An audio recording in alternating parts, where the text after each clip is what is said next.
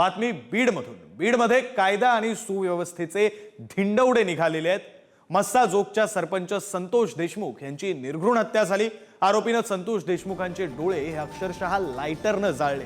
बीड की बिहार असा संताप हा सामान्य बीडकरांच्या मनात आहे। तर पंकजा मुंडेंचे निकटवर्तीय अमोल डुबेंचेही अपहरण झालेले आहे। बातमी आपण बीडमधून पाहतोय। बीडमध्ये कायदा आणि सुव्यवस्थेचे अक्षरशः धिंडवडे निघालेले आहेत। सरपंचाची हत्या करण्यात आली आणि त्या प्रकरणामध्ये खरं तर सरपंचाचे डोळे हे लायटरने पेटवण्यात आलेले आहेत। मस्साजोगचे सरपंच संतोष देशमुख यांची निर्घृण हत्या करण्यात आली। आरोपीने संतोष देशमुखांचे डोळे लायटरने जाळले। बीड आहे की बिहार असा संताप सामान्य बीडकर महाराष्ट्रातली जनता आता विचारते। आपले प्रतिनिधी उदय नागरगोजे आपल्यासोबत जोडले गेलेले आहेत। अधिकचा तपशील त्यांच्याकडून घेऊया। उदय, इतकी निर्घृणपणे हत्या की डोळे लायटरने जाळावेत, पंकजा मुंडेंसारख्या नेत्याच्या निकटवर्तीय व्यक्तीचं अपहरण व्हावं, काय नेमकं सुरू आहे बीडमध्ये?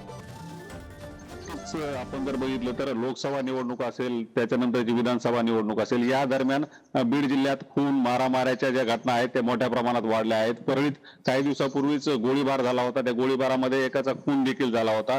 त्याच्यानंतर आता केजमध्ये देखील मारामारीनंतर एका सरपंचाचे अपहरण होते आणि अतिशय निर्गुणपणे हत्या होते। हा सगळा पोलीस यंत्रणेवर प्रश्नचिन्ह करणारा हा सगळा प्रकार आहे। कायदा व सुव्यवस्था अस्तित्वात आहे का असा प्रश्न आता पडत आहे।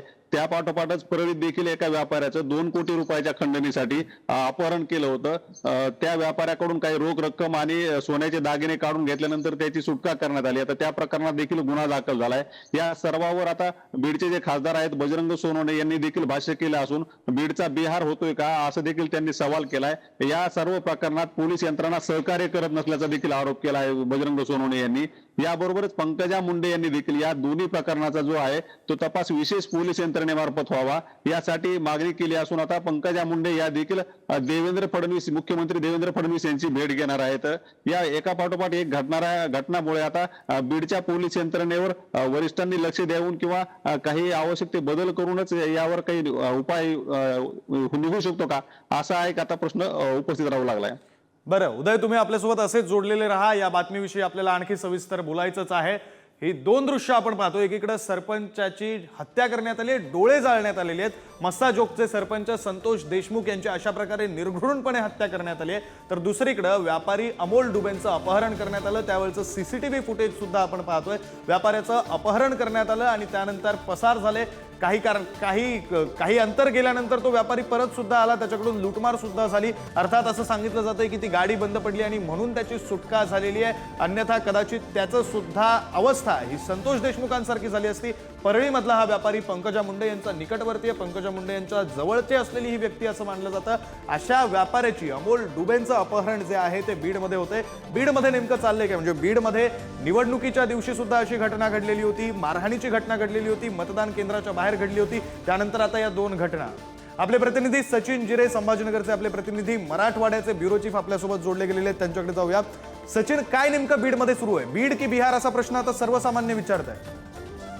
नक्कीच हा प्रश्न सर्वसामान्य मनामध्ये येतोय, कारण की आपण पाहतो की एखाद्या नक्षलवादी भागामध्ये ज्या पद्धतीने नागरिकांना मारून फेकलं जातं तशीच काही अवस्था या ठिकाणी बीडमध्ये या देशमुख सरपंचाची करण्यात आलेली आहे। रस्त्याच्या कडेला त्यांना असं निर्घृणपणे हत्या करून फेकण्यात आलेलं आहे। त्यानंतर देखील 14 तास नागरिकांना ठिय्या आंदोलन करावं लागतंय। त्यानंतर कुठेतरी पोलीस ऍक्शन मोड मध्ये येत आहे। किती गंभीर प्रकरण हा म्हणावा लागेल, कारण की कायदा आणि सुव्यवस्थेचे धिंडवडे बिहारमध्ये सध्या उडवले जात आहेत। कुठेतरी बिहारमध्ये सातत्याने या घटना घडत आहे, एका मागोमाग एक अशा हत्या असते, अपहरण असते, पुन्हा हत्या, अशा घटनांचा एक आपण पाहतो लागोपाठ या घटना घडत आहेत। यामध्ये कुठलाही वचक हे गुन्हेगारांवरती नाहीये। आपण पाहतो की बीडमध्ये हा बीड मंत्री राहिलेल्या मोठमोठ्या नेत्यांचा जिल्हा आहे, तरी देखील त्या जिल्ह्यांमध्ये आतापर्यंत हे रोखणं कुठेतरी कठीण होताना पोलिसांना दिसतंय। त्यामुळे आता बीड जिल्ह्यामध्ये कमिशनर एरिया देखील बनवला पाहिजे का, असे देखील आता प्रश्न समोर येताना आपल्याला पाहायला मिळते, कारण की जोपर्यंत पोलीस कठोर होणार नाही तोपर्यंत हे प्रश्न त्या बीड जिल्ह्यातले मिटणार नाही। आज आपण पाहिलं तर विरोधी पक्षनेते अंबादास दानवे यांनी देखील हा प्रश्न उपस्थित केलेला आहे। वारंवार बीडमध्ये अशा घटना घडल्या, त्यामुळे येत्या अधिवेशनामध्ये बीडचा देखील प्रश्न आम्ही उचलणार आहोत, अशा पद्धतीचं त्यांनी प्रतिक्रिया दिली। त्यामुळे कुठेतरी बीड हा आता बिहार बनत चाललाय का, किंबहुना बिहारपेक्षा घातक बनत चाललाय का असा प्रश्न सर्वसामान्यांना पडला आहे. विक्रांत. बरं सचिन, तुम्ही सुद्धा आपल्यासोबत जोडलेलेच राहा. आपल्यासोबत पुढारी न्यूजचे वरिष्ठ कार्यकारी संपादक तुळशीदास भोईटे सर सुद्धा आहेत. मी त्यांच्याकडे जातो. भोईटे सर, हे सगळं प्रकरण तुम्हाला ठाऊकच आहे. काय नेमकं या प्रकरणाकडे कशा प्रकारे पाहायचं? सर्वसामान्य विचारतायत बीड आहे की बिहार आहे. खरं तर बीडमधून मोठमोठे नेते झाले, आता सचिन जिरे म्हणाले तसं. मात्र बीडची परिस्थिती ही कशामुळे झाली आहे, कोणामुळे झाली आहे? विक्रांत, मला असं वाटतं आता आपण कमीत कमी गेल्या काही वर्षातील अनुभवांनंतर यात कोण सत्तेत आहे ते महत्त्वाचं नाही, त्यापेक्षा कोणत्या पद्धतीनं इकडचे पोलीस यंत्रणा वागते आहे. अगदी बदलापूरपर्यंत पासून ते बीडपर्यंत घटना वेगळ्या आहेत, हो मात्र अधमपणा, क्रूरपणा हो. तोच दिसतोय आणि पोलिसांचा निर्ढावलेला थंडपणा सुद्धा तसाच मनाला बोचतोय. काय घडलं? हे सरपंच काय करत होते? ते कुठच्या गुन्हेगारीत होते का? आतापर्यंत तरी तसं काही पुढे आलेलं नाहीये.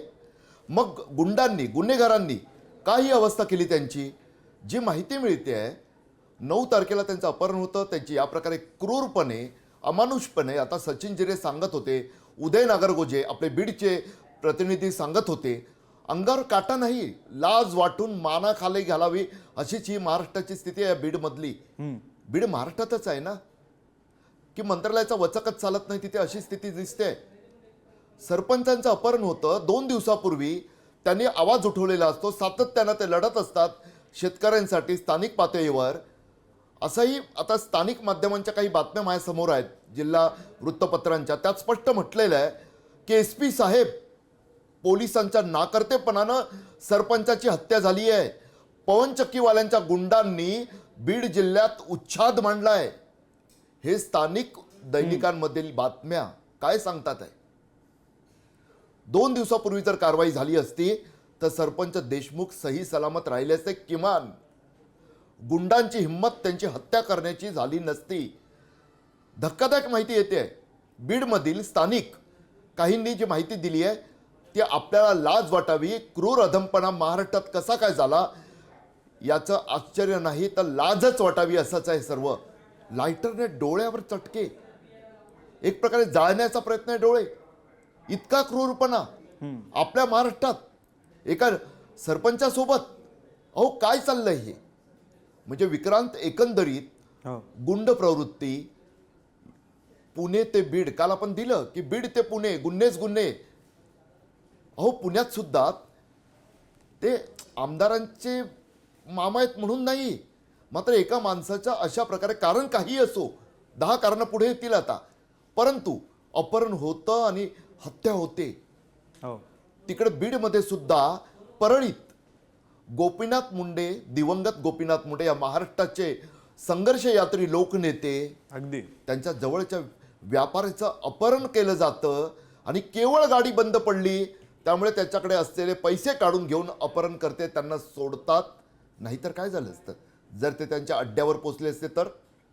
आणि हे सरपंचाचं प्रकरण कुठंतरी बीडमध्ये रक्तचरित्रम सुरू झालं असेल तर ते कृपया त्वरित थांबवा. कोणताही समाज असो तो आपला समाज आहे, या भावनेनं सर्वांनी एकवटून काम केलं पाहिजे. राजकीय वादविवाद सर्व बाजूला टाकत एक मराठी माणूस म्हणून आपल्या मराठी माणसांना वाचवलं पाहिजे, एवढंच वाटतं. नाही, खरं आहे सर, तुमची मागणी अगदी बरोबर आहे, तुमचं जे म्हणणं आहे ते अगदी बरोबर आहे. तुम्ही सुद्धा जोडलेले राहाच या संदर्भात. अंबादास दानवे यांनी सरकारवर जोरदार निशाणा साधलाय. महाराष्ट्रात नवं सरकार आल्यानंतर धाक बसेल असं वाटत होतं, मात्र पोलिसांवर दबाव नाहीये. पोलिसांवर दबाव आहे. येणाऱ्या हिवाळी अधिवेशनामध्ये याबाबत आवाज उठवणार असं दानवे म्हणाले. पोलिसावर दबाव, पोलीस तर दबावाखालीच काम करतात या महाराष्ट्रातले. पोलिसांना कोणताही निर्णय घ्यायचा अधिकार नाही. परंतु अशा पद्धतीनं नवीन सरकार आल्यानंतर सुद्धा या गुन्हेगारांना कोणताही धाक नाही, चोरून लपून नाही, दिवसा ढवळ्या अशा पद्धतीने कृत्य केलं. मात्र सरकार काय कारवाई करते याच्याविषयी निश्चित येणाऱ्या अधिवेशनात आम्ही आवाज उठवू. मस्साजोगचे सरपंच यांना किडनॅप केलं गेलं, त्यांना किडनॅपिंग करून त्यांना टॉर्चर करून मारलेलं आहे. आणि त्यांच्या, मी मगाशी माध्यमाशी बोलताना दाखवताना सुद्धा दाखवलं की त्याचा जो मीडियाशी त्याचे फोटोग्राफ्स आलेले आहेत, त्या फोटोग्राफ्समध्ये क्लिअरली दिसते की त्याच्या डोळ्यावर जखमा आहे, तर डोळे काढायचा प्रयत्न केलेला आहे. 2 आरोपीला अटक करून मुख्य आरोपी पळवून लावायचा आहे का? त्या गुंडाचे ती जी आमच्याकडे दहशत पसरवित आहेत त्याची सुद्धा तपासणी केली पाहिजे. जो कोण व्यक्ती आहे त्या व्यक्तीवर पूर्ण कठोर कारवाई झाली पाहिजे, ही माझ्या बीड जिल्ह्याच्या खासदार या नात्यानं प्रशासनाला मागणी आहे. तर ही दोन्ही प्रकरणं म्हणजे बीडच्या मस्साजोग येथील सरपंचाचा खून आणि परळीतील तरुण व्यापाऱ्याचं झालेलं अपहरण हा प्रकार अतिशय गंभीर असून या दोन्ही घटनांचा तपास विशेष तपास यंत्रणेद्वारे व्हावा अशी मागणी भाजपच्या राष्ट्रीय सचिव पंकजा मुंडे यांनी केली आहे.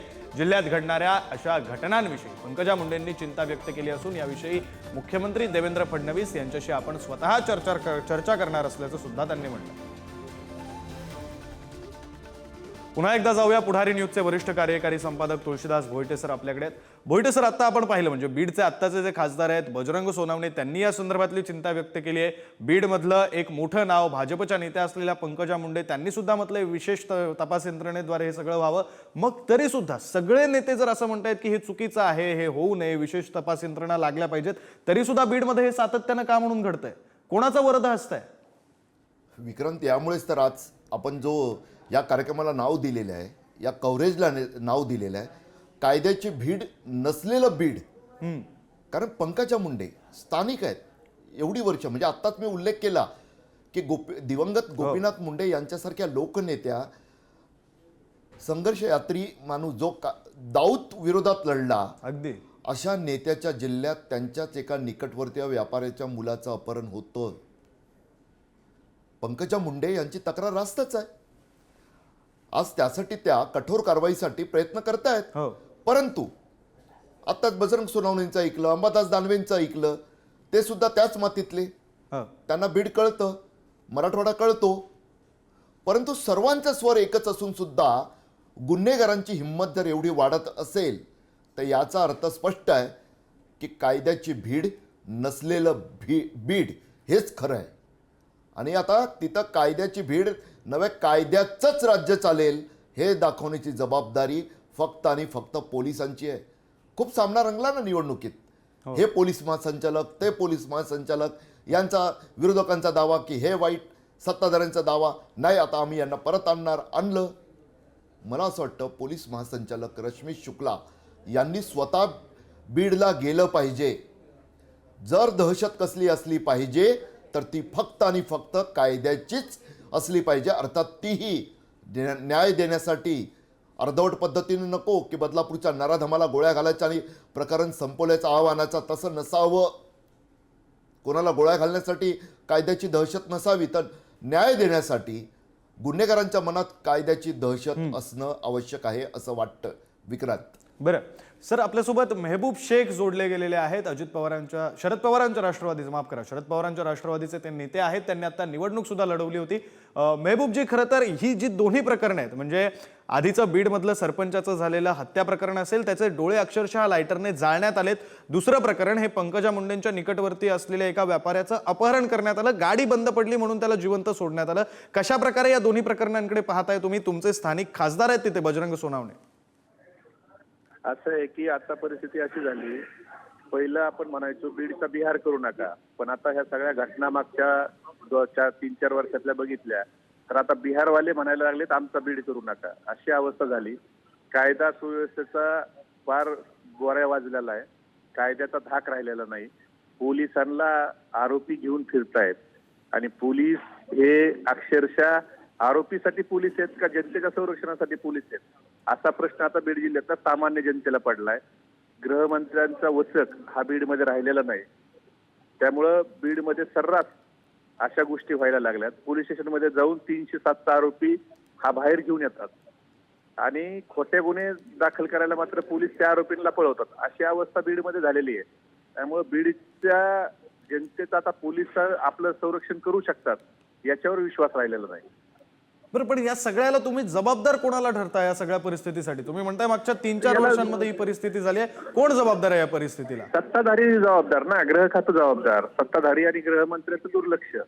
त्यांनी बीडमध्ये गृहमंत्र्यांनी बीड जिल्हा वगळून गृहमंत्री असं काही त्यांनी ठरवलंय का, असं जरा बघायला पाहिजे. पण मग बीडमध्येच ही सगळी प्रकरणं का घडतायत?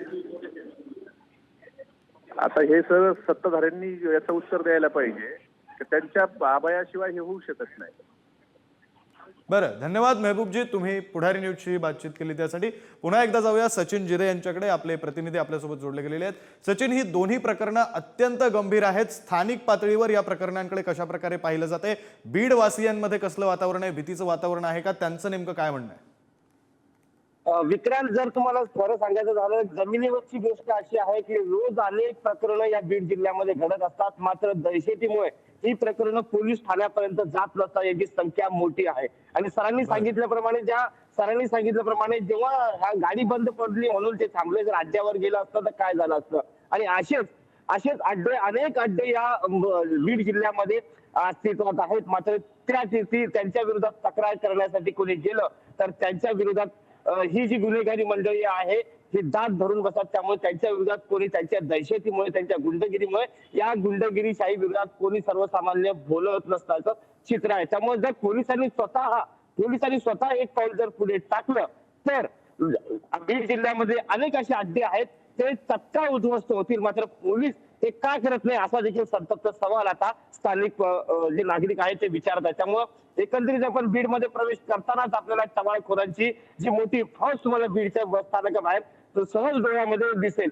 त्यामुळे ती फौज आपल्याला हे दाखवते की बीड जिल्ह्यामध्ये तुम्ही जेव्हा प्रवेश करण्यावर कशा पद्धतीने पुढचं चित्र राहणार आहे. त्यामुळे पोलिसांनी आता कडक भूमिका घेणं सध्या गरजेचं आहे. विक्रांत, बरं सचिन, हाच मुद्दा घेऊन मी आता उदय नागरगोजे यांच्याकडे जातो. उदय नागरगोजे आपले बीडचे प्रतिनिधी आहेत. उदय, का म्हणून पोलीस नरमाईची भूमिका घेत आहेत? पोलीस का म्हणून कठोर कारवाई करत नाहीयेत? आणि पोलिसांचा आता या दोन प्रकरणांनंतरचा नेमका स्टँड काय, नेमकं म्हणणं काय? नक्कीच आपण गेल्या काही प्रकरणं बघितले असतील, परळीतील गोळीबार असेल किंवा निवडणूक काळातील मारामारी असेल किंवा त्याच्यानंतर आता घडलेल्या या दोन घटना असतील, या सर्व घटनांमध्ये पोलीस यंत्रणेवरच आरोप होतोय. पोलीस यंत्रणा सक्षमपणे काम केली जात नसल्याचा आरोप सातत्याने विरोधकांकडे होत असताना देखील पोलीस दल त्यावर उपाय दिसत नाही, कुठलेही उपाययोजना ठोस होत नाहीत. आरोपींना कठोर शासन होईल अशा पद्धतीने कुठल्याही उपाययोजना झाल्याचं दिसत नाही. त्याचा परिणाम असा होतोय की गुन्हेगारी प्रवृत्तीचे जे लोक आहेत ते निर्डावले आहेत. त्यांना म्हणजे पोलीस यंत्रणा आपल्यावर कुठलाही कारवाई करू शकत नाही याची जणू माहितीच झाली. त्याच्यामुळे अगदी सातत्याने अशा पद्धतीच्या घटना घडतायत. आपण परळीतलं जर प्रकरण बघितलं तर त्याचं सीसीटीव्ही फुटेज समोर आलं होतं. कशा पद्धतीने त्या व्यापाऱ्याला भर रस्त्यावर अडवण्यात आलं, त्याची टू व्हीलर अडवण्यात आली, त्याला खाली पाडण्यात आलं, चालत्या टू व्हीलरवरून त्याला खाली पाडण्यात आलं आणि अक्षरशः उचल बांगडी करून त्याला त्याच्या वाहनामध्ये बसून त्याचं अपहरण करण्यात आलं होतं.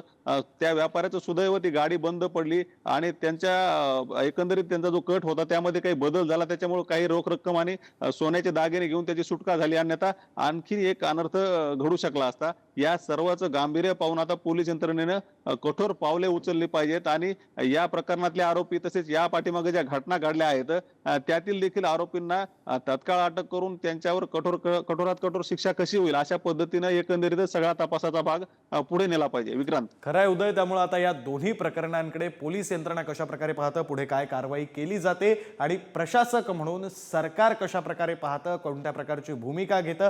पंकजा मुंडे हे या मुख्यमंत्र्यांना भेटतीलच आणि त्यानंतर सरकार नेमकं काय कारवाई करतं हे सगळं पाहणं महत्त्वाचं असणार आहे. धन्यवाद उदय, सचिन आणि भोईटे सर, तुम्ही सविस्तर बातचीत केली असेल.